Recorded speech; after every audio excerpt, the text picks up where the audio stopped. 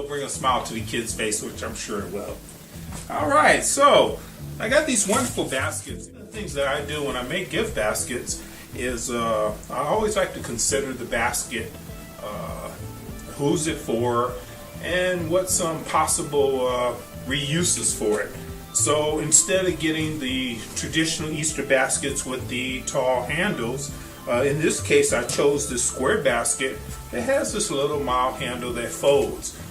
So after the use in the classroom, the teachers can reuse it to put pens, pencils, stationery, small books.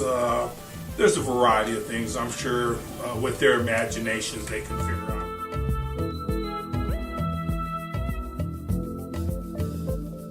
You start off, open up a bag of filler. I actually like the natural fiber ones myself when I do more elegant or more high-end, or when people are paying for the baskets, I use higher quality products. But in this case, you know, for just a few bucks, this is just something that I wanted to do from my heart to them. So you start off with some filler here, and you fill your basket. Add an accent piece here, let's see. So we got another tag there. Cut that off, bam. And so we'll set the little, I think what I'll do is I'll just kind of prop that up a little bit. So like a little bird laid some eggs in there.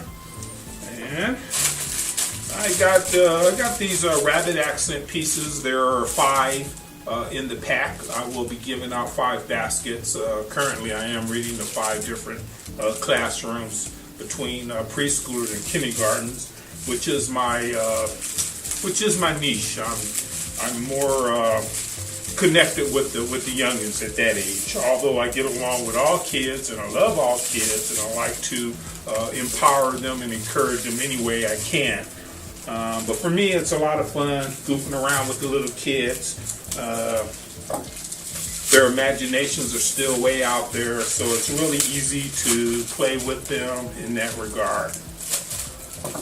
Alright, so I'll take one of these accent pieces, and actually I think because the filler is a little bit loose, what I think I'm going to do in this case, these little baskets, that's a little like a harder wicker, so what I think I'll do is I'll just go ahead and pop that right in there like that. There we go. And then on the bottom I'll just give it a little fold to secure it. You know, sometimes I just have to make it up as I go. Just like a lot of things in life. Anyway, got that going. And I think I'll have the bunny more towards the inside. Okay. Then we'll toss in some candies. If you wanted to, you can also add some cellophane. I used to buy my rolls from the craft stores, or from the Floral Supply was one of my main go-to places. So I buy the real thick, the long roll, because they handle really big baskets and you can cut them down to size. But you can also get these little smaller ones from a variety of places. This is a color one here with floral design. I had 2 left over from years ago, so I decided I probably will use those for the Easter. So let's spread it out. So again, you can have it just like that. Let's see. Okay, so this roll right here, it looks like that's good for 1 basket. So I won't be doing the cellophane for every basket, but it's no surprise. Mrs. Russell's class is my favorite class, and she is my favorite teacher. No offense to any other teachers that may be watching this. So this will be the back, this will be the front. So you got that action right there. And then what you do is you just kind of gather it on each side. Give it a little gathered here. Get it nice and gathered.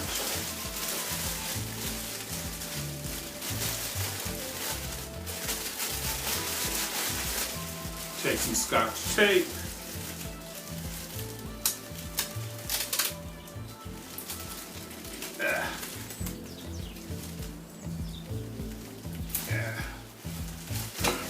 this is definitely a good experience prepared for doing a video. But anyway, you take the Scotch tape and wrap it around.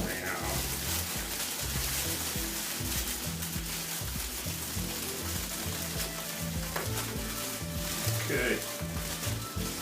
I'll probably just do another one like that just to get it nice and secure.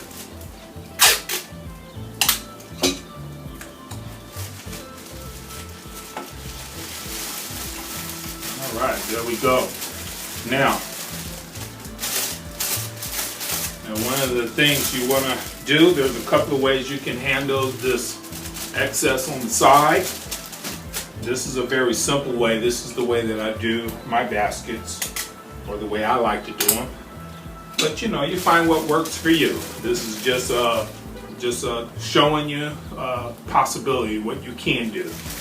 But what I do is I like to just take a little bit right there, put it like that, and then I just fold it down and give it a little tape on the bottom. And I think just to make sure it's secure, I'll put a piece underneath across the other direction to keep it secure. All right. And then I do the same thing for the other side. Bam.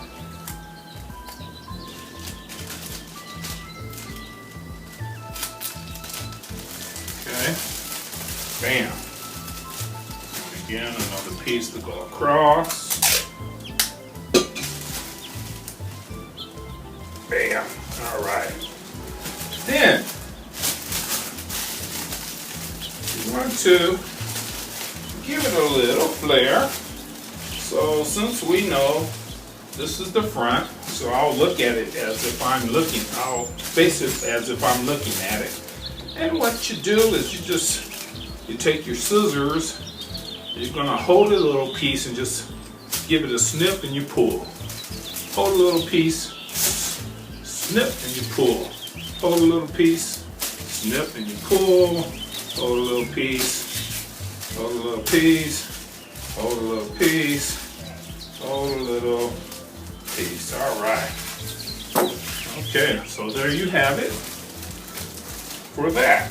Now, that's a nice presentation for only cost me $4, less than $4.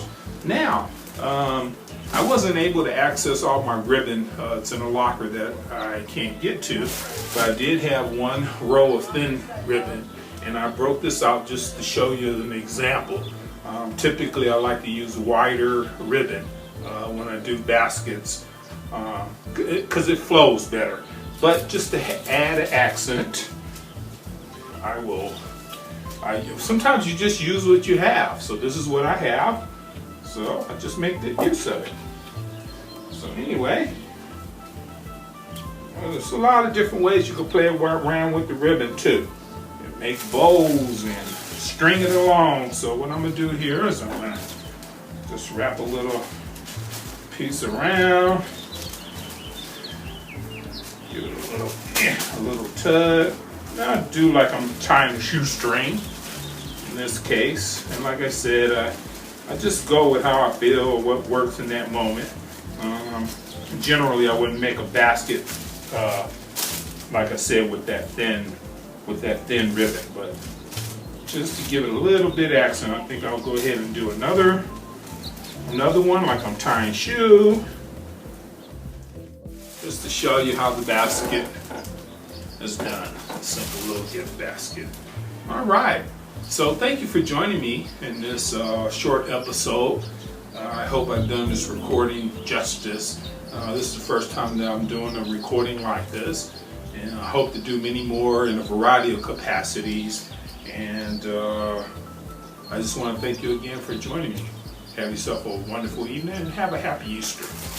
And this is Mr. Michael saying thank you.